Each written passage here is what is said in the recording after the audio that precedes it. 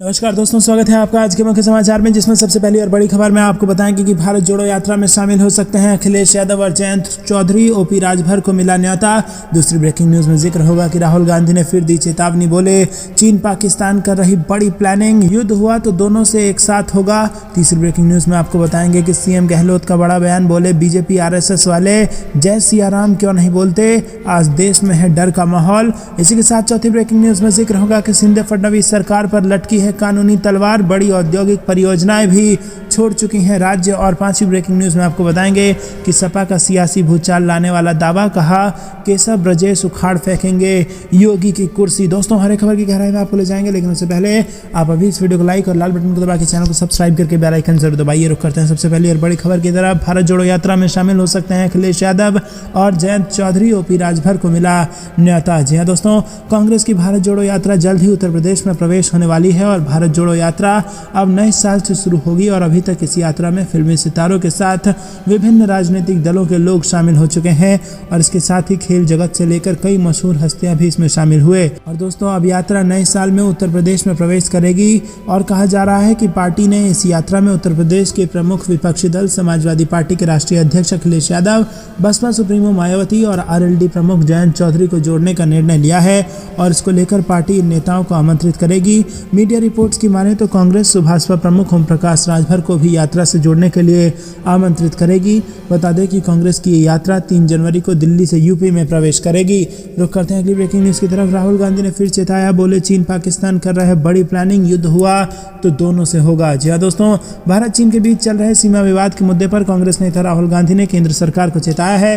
राहुल गांधी ने कहा कि चीन और पाकिस्तान दोनों पड़ोसी देशों ने आपस में हाथ मिला लिया है और चीन और पाकिस्तान दोनों ही देश एक साथ तैयारी कर रहे हैं और अगर ऐसे में युद्ध होता है तो ये युद्ध दोनों के खिलाफ होगा। राहुल गांधी के यूट्यूब पर एक वीडियो शेयर राहुल गांधी ने किया और इसमें भारत जोड़ो यात्रा के दौरान सशस्त्र बलों के दिग्गजों के साथ बातचीत करते हुए वो दिखाई दिए। इस दौरान राहुल गांधी ने कहा कि चीन और पाकिस्तान दोनों साथ आ गए हैं, अगर कोई जंग होती है तो ये दोनों देशों के साथ होगी और इससे देश का बहुत बड़ा नुकसान होगा। फिलहाल भारत की स्थिति बेहद संवेदनशील है। और इस दौरान राहुल गांधी ने सेना के प्रति अपने सम्मान को दिखाते हुए कहा कि मेरे अंदर सेना के लिए सिर्फ सम्मान नहीं बल्कि प्रेम और स्नेह भी है। आप इस देश की रक्षा करते हैं, ये देश आपके बिना एग्जिस्ट ही नहीं करता। रुक करते हैं अगली ब्रेकिंग न्यूज की तरफ, जो कि राजस्थान से आ रही है। सीएम गहलोत का बड़ा बयान, बीजेपी आरएसएस वाले जय सिया राम क्यों नहीं बोलते और देश में है डर का माहौल, ये बयान दिया है अशोक गहलोत ने। जी हाँ दोस्तों, कांग्रेस के वरिष्ठ नेता और राजस्थान के मुख्यमंत्री अशोक गहलोत ने रविवार को बीजेपी आरएसएस पर जमकर निशाना साधा। राजस्थान के मुख्यमंत्री अशोक गहलोत ने कहा कि राहुल गांधी कहते हैं कि बीजेपी और आरएसएस सिर्फ जय श्री राम ही क्यों बोलते हैं, वो जय सिया राम क्यों नहीं बोलते। सीता माता का सम्मान पूरा देश करता है। अशोक गहलोत ने कहा कि आज देश में डर का माहौल है, उन्होंने वहां भी बांट दिया, उन्होंने सीता और राम को भी बांट दिया। रविवार को अमर जवान ज्योति पर एम्बुलेंस सेवा को हरी झंडी दिखाने के दौरान राजस्थान के मुख्यमंत्री अशोक गहलोत ने ये बात कही। मुख्यमंत्री गहलोत ने कहा कि बीजेपी और आरएसएस के लोग जय सिया राम क्यों नहीं बोलते, क्यों ये जय श्री राम बोलते हैं। ये लोग सिर्फ नफरत और भय फैलाते हैं, लोगों को भड़काते हैं, जबकि राहुल गांधी ने भारत जोड़ो यात्रा के माध्यम से पूरे देश को जोड़ दिया है। अब जय सिया राम का नाम लिया तो पूरा देश एक साथ बोल रहा है जय सिया राम। गहलोत ने कहा कि अब बीजेपी के नफरत का खेल नहीं चलेगा और जल्द ही जनता इनको ठीक करेगी। इनको राम पर विश्वास नहीं है, इनको तो हिंदू मुस्लिम में भेद करना है, जबकि हम कहते हैं कि सब समान है। ये गांधी का देश है जो प्रेम और भाईचारे से ही चलेगा। रुक करते हैं अगली ब्रेकिंग न्यूज की तरफ। शिंदे फडणवीस सरकार पर लटकी है कानूनी तलवार, बड़ी औद्योगिक परियोजनाएं भी छोड़ चुकी हैं राज्य। जी हाँ दोस्तों, आपको बता दें कि राज्य की राजनीति के लिए सबसे बड़े तख्तापलट में एकनाथ शिंदे के नेतृत्व में एक विद्रोही शिवसेना समूह का उदय हुआ, जिसने बाद में शिवसेना, यूबीटी और कांग्रेस और राष्ट्रवादी कांग्रेस पार्टी ऑटो रिक्शा सरकार को हटाने के लिए तत्कालीन विपक्षी भारतीय जनता पार्टी के साथ हाथ मिलाया। वहीं महाविकास अघाड़ी और सेना ने नई कानूनी चुनौतियों के साथ नई व्यवस्था पर पलटवार किया जो सुप्रीम कोर्ट के सामने लंबित है। वर्तमान संकेतकों के अनुसार अदालती मामले लंबे समय तक खिंच सकता है, लेकिन अगर फैसला बीएसएस बीजेपी के खिलाफ जाता है तो ये राष्ट्रपति शासन के लिए मार्ग प्रशस्त कर सकता है, जिसके बाद राज्य में मध्य अवधि चुनाव हो सकते हैं। दोस्तों, रुक करते हैं अगली ब्रेकिंग न्यूज की तरफ। सपा का सियासी भूचाल लाने वाला दावा, कहा केशव ब्रजेश उखाड़ फेंकेंगे योगी की कुर्सी। जी हाँ दोस्तों, आपको बता दें कि उत्तर प्रदेश में सीएम योगी आदित्यनाथ का जलवा कायम है, लेकिन बीच बीच में उनके खिलाफ सियासी शिगुफे सामने आते रहे हैं कि बीजेपी बीजेपी के ही कुछ बड़े नेता उनकी कुर्सी हिलाने में लगे हैं। समाजवादी पार्टी के मीडिया सेल ने रविवार को एक ट्वीट कर बीजेपी के अंदर उबल रही उसी कुलबुलाहट को तेज करने की कोशिश की है। सपा के मीडिया सेल ने अपने ट्विटर हैंडल से एक बार फिर दावा किया है कि डिप्टी सीएम केशव प्रसाद मौर्य और ब्रजेश पाठक मिलकर योगी की कुर्सी को हिलाने में जुटे हुए हैं और अपने दावों को मजबूत करने के लिए सपा ने केशव प्रसाद मौर्य और ब्रजेश पाठक का एक साथ आह्लादित फोटो भी ट्विटर पर सभी से साझा किया है। वहीं आपको बता दें कि समाजवादी पार्टी ने रविवार को अपने मीडिया सेल के ट्विटर हैंडल पर केशव प्रसाद मौर्य और ब्रजेश पाठक का फोटो सभी से साझा किया और इसमें सपा के मीडिया सेल ने दावा किया है कि दोनों डिप्टी सीएम योगी की कुर्सी उखाड़ फेंकने की कोशिश में लगे हैं। इससे पहले 9 सितंबर को सपा के राष्ट्रीय अध्यक्ष अखिलेश यादव एक न्यूज चैनल को इंटरव्यू देते हुए यूपी सरकार में डिप्टी सीएम केशव प्रसाद मौर्य को लेकर टिप्पणी उन्होंने की थी और उन्होंने कहा कि एक सवाल के जवाब में उन्होंने कहा कि केशव प्रसाद मौर्य बहुत कमजोर आदमी है। उन्होंने सपना तो देखा था मुख्यमंत्री बनने का, आज भी ले आए 100 विधायक। अरे बिहार से उदाहरण लेना, वो जो बिहार में हुआ वो यूपी में क्यों नहीं हो सकता? अगर उनमें हिम्मत है और उनके साथ अगर विधायक हैं, एक बार तो वो बता रहे थे कि उनके पास 100 से ज़्यादा विधायक हैं, आज भी विधायक ले आए। समाजवादी पार्टी उनका समर्थन करने के लिए तैयार है। तो दोस्तों बड़ा बयान दिया है अखिलेश यादव ने और सीधा सीधा कहा है कि केशव प्रसाद मौर्य अगर ताकतवर है और 100 विधायक उनके साथ हैं तो वो 100 विधायक लेके आ जाएं, समाजवादी पार्टी को समर्थन करें और समाजवादी पार्टी उन्हें मुख्यमंत्री बनवा देगी। क्या आपको भी ऐसा लगता है कि केशव प्रसाद मौर्य को ऐसा ही करना चाहिए और अखिलेश यादव के दावों में दम है? कमेंट में अपनी राय बताइए। रुक करते हैं अगली ब्रेकिंग न्यूज़ की तरफ। संजय राउत ने कसा तंज बोले, नए भारत में भूख, गरीबी, बेरोजगारी और आतंकवाद बढ़ गया है। मोदी को नए भारत का जनक बनाना मोदी का अपमान है। जी हाँ दोस्तों, महाराष्ट्र के डिप्टी सीएम देवेंद्र फडणवीस की पत्नी अमृता फडणवीस ने पीएम नरेंद्र मोदी को नए भारत का राष्ट्रपिता कहने का मामला अब तूल पकड़ता जा रहा है। शिवसेना नेता व राज्यसभा सदस्य संजय राउत ने इसे लेकर रविवार को सामना में तंज कसा है और उन्होंने भाजपा से पूछा है कि क्या वो अमृता फडणवीस के विचार से सहमत है, क्योंकि ऐसा कहना पीएम मोदी का अपमान है। महात्मा गांधी पुराने और पीएम नरेंद्र मोदी नए भारत के राष्ट्रपिता देवेंद्र फडणवीस की पत्नी अमृता के बयान पर यह बवाल मच गया है। राउत ने पार्टी के मुखपत्र सामना में अपने साप्ताहिक कॉलम रोक टोक में दावा किया कि ये मोदी जी का अपमान है। उन्होंने कहा कि नए भारत में भूख है, गरीबी है, बेरोजगारी है और आतंकवाद के भूत सिर उठा रहे हैं। ऐसे में पीएम मोदी को नए भारत का राष्ट्रपिता कहना पीएम मोदी का अपमान है। बता दें कि अमृता फडणवीस ने हाल ही में इंटरव्यू में कहा था कि हमारे पास 2 राष्ट्रपिता हैं, नरेंद्र मोदी नए भारत के राष्ट्रपिता हैं और महात्मा गांधी पुराने समय के राष्ट्रपिता है। शिवसेना उद्धव बाला साहेब ठाकरे गुट के नेता संजय राउत ने आरोप लगाया कि भाजपा में कोई भी वीर सावरकर के राष्ट्रपिता होने की बात नहीं करता है। राष्ट्रीय स्वयंसेवक संघ हमेशा सावरकर का विरोध करता था। सावरकर ने कठोर कारावास का सामना किया। इन लोगों ने भारत को पुराने और नए में विभाजित किया है। बता दें कि अमृता फडणवीस की टिप्पणी का कांग्रेस समेत महात्मा गांधी के प्रपौत्र तुषार गांधी ने भी विरोध करते हुए कड़ी प्रतिक्रिया दी है। रुक करते हैं अगली ब्रेकिंग न्यूज की तरफ। भाजपा को नहीं देंगे वोट, सरकारी कर्मचारियों ने खुलेआम कर दिया है ये ऐलान। जी हाँ दोस्तों, आपको बता दें कि पुरानी पेंशन बहाली की मांग को लेकर मध्य प्रदेश में विरोध प्रदर्शन जारी है और रविवार को राजधानी के शाहजहानी पार्क में प्रदेश स्तरीय पेंशन सत्याग्रह आंदोलन शुरू किया। आंदोलन में प्रदेश भर से वर्तमान और सेवानिवृत्त सरकारी कर्मचारी शामिल हुए।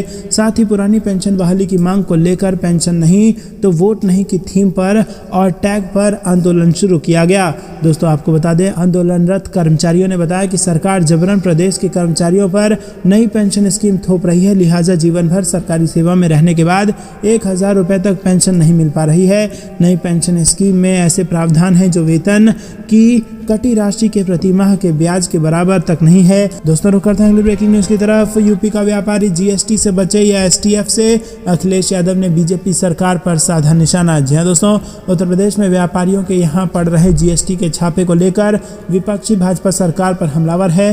अखिलेश यादव ने एक बार फिर इसको लेकर प्रदेश की योगी सरकार पर निशाना साधा है। उन्होंने कहा कि भाजपा सरकार ईज ऑफ डूइंग व्यापारी उत्पीड़न के लिए भी सिंगल विंडो सिस्टम करके वसूली कर ले और इससे बीजेपी में मिर्ची लगी है। दोस्तों रुक करते हैं अगली ब्रेकिंग न्यूज की तरफ। अखिलेश राहुल गांधी ने केंद्र पर साधा निशाना, कहा पीएम पर लगी है लगाम, ये अंबानी और अडानी की है सरकार। जी हाँ दोस्तों, कांग्रेस की भारत जोड़ो यात्रा के दौरान दिल्ली के लाल किला से राहुल गांधी ने अपने संबोधन में केंद्र की भाजपा सरकार पर जमकर निशाना साधा और कहा कि प्रधानमंत्री पर लगाम लगी हुई है, ये अडानी अंबानी की सरकार है और देश में कहीं कोई नफरत नहीं, केवल मीडिया 24 घंटे हिंदू मुस्लिम कर रही है। राहुल ने कहा कि बीजेपी हिंदू धर्म की बात करती है, लेकिन हिंदू धर्म में कहीं नहीं लिखा कि किसी गरीब को मारो। उन्होंने कहा कि आप सभी लोगों ने इस यात्रा को बहुत समर्थन और शक्ति दिया है और इसीलिए मैं सभी लोगों का दिल से धन्यवाद करता हूं। राहुल गांधी ने कहा कि इस यात्रा का लक्ष्य भारत को जोड़ने का है। जब हमने कन्याकुमारी में इस यात्रा को शुरू किया तब मेरे मन में कई तरह के विचार आ रहे थे, लेकिन जब मैंने चलना शुरू किया तो सच्चाई बिल्कुल अलग थी। इस दौरान राहुल गांधी ने मीडिया पर जमकर हमला बोला और उन्होंने कहा कि मीडिया पर हमको कभी नहीं दिखाया जाता, इन मीडिया कर्मियों की गलती नहीं है, इनके पीछे एक लगाम लगी हुई है। टीवी चैनल 24 घंटे हिंदू मुस्लिम करते रहते हैं, जबकि देश की ये सच्चाई नहीं है। देश के सभी लोग एक दूसरे से मोहब्बत करते हैं, कोई किसी से नफरत नहीं करता। उन्होंने कहा कि मैं 2800 किलोमीटर चला, मुझे कहीं भी नफरत या हिंसा नहीं दिखी, मगर जब मैं भी न्यूज़ चैनल खोलता हूं तो हमेशा नफरत और हिंसा दिखाई देती है। दोस्तों, न्यूज़ चैनल पर ज़बरदस्त भड़के हैं यहाँ पर राहुल गांधी, दहाड़े हैं और सीधा सीधा कहा है कि न्यूज़ चैनल पर सुबह शाम हिंदू मुसलमान का एजेंडा चलाया जाता है और कांग्रेस को नहीं दिखाती है ये न्यूज़ चैनल। सो दोस्तों, क्या आप भी राहुल गांधी के इस बात का समर्थन करते हैं और आपको भी ऐसा लगता है कि गोदी मीडिया पूरी तरह से बिक चुका है? कमेंट में अपनी राय जरूर बताइए। रुक करते हैं ब्रेकिंग न्यूज़ की तरफ। 2024 में कांग्रेस का पीएम फेस होंगे राहुल गांधी, भारत जोड़ो यात्रा के दिल्ली पहुंचते ही उठे ये सवाल। जी हाँ दोस्तों, आपको बता दें कि भारत जोड़ो यात्रा के जरिए देश के माहौल को समझने की कोशिश में लगे राहुल गांधी के लिए कांग्रेस के अंदर अब बड़ी रणनीति पर काम शुरू हो गया है। यात्रा के बीच ही कांग्रेसियों ने राहुल गांधी को प्रधानमंत्री उम्मीदवार के रूप में प्रमोट करना शुरू कर दिया है। भारत जोड़ो यात्रा के दिल्ली पहुंचते ही कई कांग्रेसियों के सुर राहुल गांधी को प्रधानमंत्री बनाने के लिए उठे हैं। कांग्रेस के प्रवक्ता पवन खेड़ा ने कहा कि राहुल गांधी को 2024 में पीएम बनना चाहिए। पवन खेड़ा से जब सवाल पूछा गया कि क्या राहुल गांधी 2024 में प्रधानमंत्री बनेंगे, इस पर कांग्रेस नेता ने जवाब दिया कि ये तो 2024 में ही तय होगा, लेकिन अगर आप हमसे पूछेंगे, हमारे मन की बात जानना चाहते हैं तो निश्चित रूप से राहुल गांधी को प्रधानमंत्री बनना चाहिए। वहीं कांग्रेस नेता बीवी श्रीनिवास ने एएनआई से बातचीत में कहा कि देश के युवाओं को दिख रहा है कि कोई विजन वाला नेता है तो राहुल गांधी हैं, इसलिए राहुल गांधी इस देश के लिए एक विकल्प है। पूरे देश का युवा राहुल गांधी को समर्थन देगा और आने वाले दिनों में राहुल गांधी देश के प्रधानमंत्री बनेंगे, कोई नहीं रोक सकता। रुक करते हैं अगली ब्रेकिंग न्यूज की तरफ। हरियाणा से राकेश टिकैत ने फिर भरी हुंकार, 26 जनवरी को देश भर में होगा किसानों का आंदोलन। जी हाँ दोस्तों, हरियाणा के करनाल में गुरुद्वारा डेरा कार सेवा में शनिवार को संयुक्त किसान मोर्चा की मीटिंग हुई और इसमें देश भर के किसान नेता शामिल हुए। ये मीटिंग करीब 3 घंटे तक चली और इस दौरान किसान नेताओं ने फैसला लिया कि किसान 26 जनवरी को देश भर में अलग अलग जगहों पर प्रदर्शन करेंगे। किसान नेता राकेश टिकैत ने इस दौरान आगामी रणनीति को लेकर कहा कि 26 जनवरी को जींद में किसान महापंचायत का आयोजन किया जाएगा। राकेश टिकैत ने बताया कि 26 जनवरी को हरियाणा के जींद में बड़ी रैली करने का निर्णय लिया है और इस रैली में हरियाणा, पंजाब, उत्तर प्रदेश, राजस्थान, उत्तराखंड, हिमाचल प्रदेश तक किसान पहुंचेंगे और बाकी राज्यों के प्रत्येक जिले में ट्रैक्टर मार्च होगा।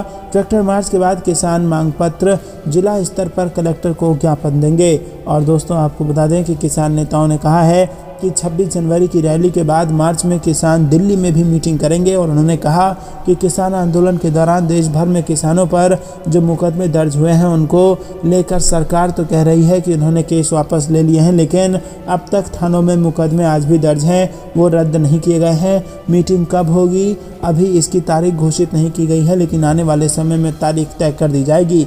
रुक करते हैं अगली ब्रेकिंग न्यूज़ की तरफ। भारत जोड़ो यात्रा का समर्थन कर रही है आम आदमी पार्टी। राघव चड्ढा बोले, केंद्र पहले जरूरी प्रोटोकॉल जारी करे तो सभी मानेंगे। जी हाँ दोस्तों, कांग्रेस नेता राहुल गांधी के नेतृत्व में निकल रही भारत जोड़ो यात्रा पर बीजेपी लगातार कोरोना फैलाने के आरोप लगा रही है और इन सब के बीच आम आदमी पार्टी के राज्यसभा सांसद राघव चड्ढा ने कहा कि कोरोना वायरस को फैलने से रोकने के लिए केंद्र सरकार को जरूरी प्रोटोकॉल जारी करने चाहिए और इसके बाद कोई भी राजनीतिक दल हो या फिर मार्च निकाल रहा संगठन, सभी को इन नियमों का पालन करना चाहिए। भारत जोड़ो यात्रा में कोविड उपयुक्त व्यवहार के लिए राहुल गांधी को भेजी गई चिट्ठी को लेकर पूछे गए सवाल पर आम आदमी पार्टी के नेता राघव चड्ढा ने एक प्रेस कॉन्फ्रेंस के दौरान एक तीर से 2 निशाने साधे।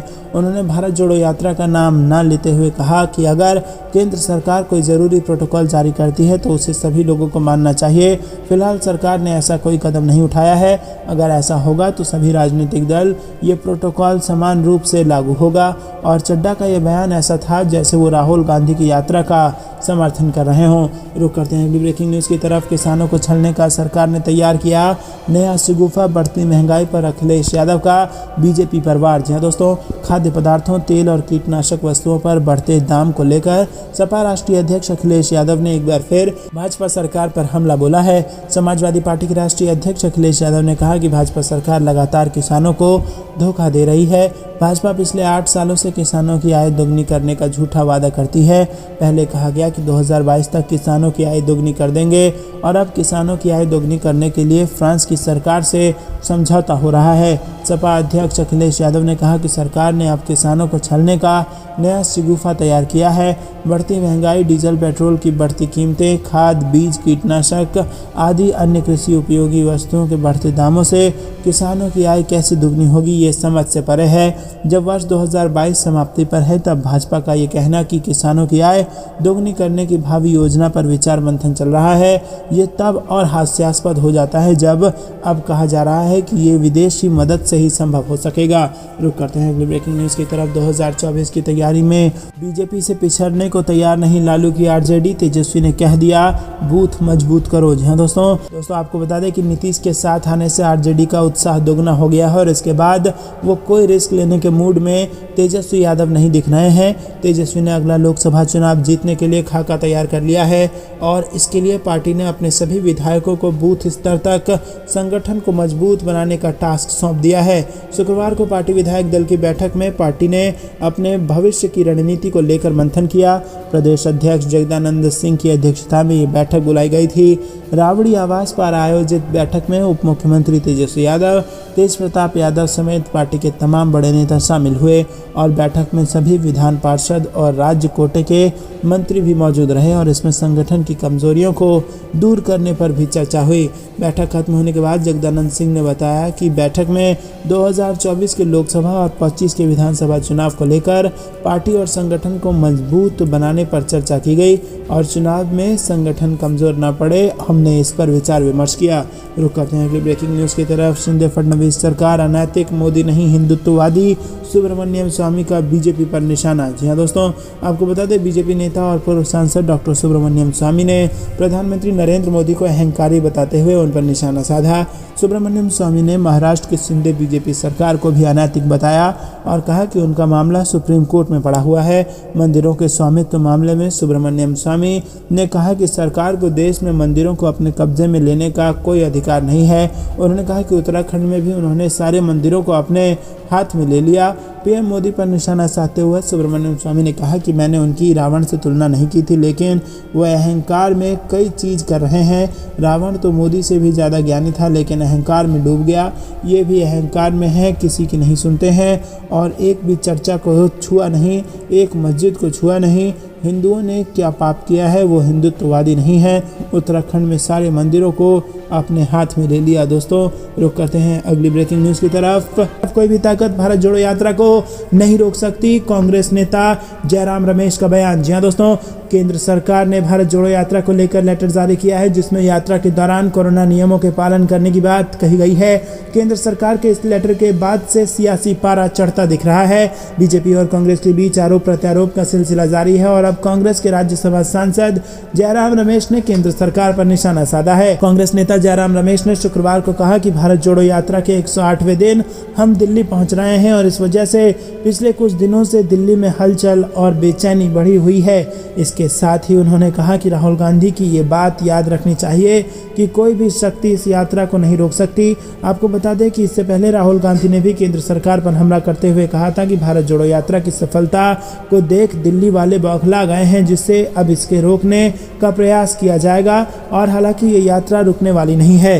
रुक करते हैं अगली ब्रेकिंग न्यूज़ की तरफ। चीन महंगाई बेरोजगारी पर बहस से भागी सरकार, कांग्रेस का बयान। बयान। जी हाँ दोस्तों, कांग्रेस अध्यक्ष मल्लिकार्जुन खड़गे ने शुक्रवार को सरकार पर चीनी अतिक्रमण, महंगाई और बेरोजगारी जैसे मुद्दे पर बहस से भागने का आरोप लगाया और कहा कि ये उसकी शासन की विफलता को दर्शाता है। उन्होंने ये भी आरोप लगाया कि मोदी सरकार भारत जोड़ो यात्रा को मिल रहे अपार समर्थन से बौखला गई है और इसे रोकने के लिए बहाने ढूंढ रही है। संगठन को मजबूत करने के तरीकों पर शीर्ष नेताओं की एक बैठक की अध्यक्षता करते हुए और यात्रा के अनुवर्ती के रूप में पार्टी की जल्द शुरू की जाने वाली आउटरीच पहल को आगे बढ़ाने के लिए खड़गे ने कहा कि विपक्ष ने शीतकालीन सत्र के दौरान 16 प्रमुख मुद्दों को सामने रखा, लेकिन मोदी सरकार उनमें से एक पर भी बहस करने को राजी नहीं हुई। उन्होंने कहा कि सूचना विपक्ष राष्ट्रीय सुरक्षा, महंगाई, बेरोजगारी पर चर्चा की मांग करता रहा, लेकिन सरकार एक के बाद एक मनगढ़ंत बहाने बनाकर भागती रही। कांग्रेस अध्यक्ष ने कहा कि एक बात निश्चित रूप से ध्यान देने योग्य है कि चाहे चीन के अतिक्रमण का सवाल हो या युवाओं को रोजगार देने का सवाल हो, चाहे वो बढ़ती महंगाई हो या लोगों से जुड़ा कोई अन्य महत्वपूर्ण मुद्दा हो, सरकार उनमें से किसी एक पर भी जवाब नहीं दे सकी।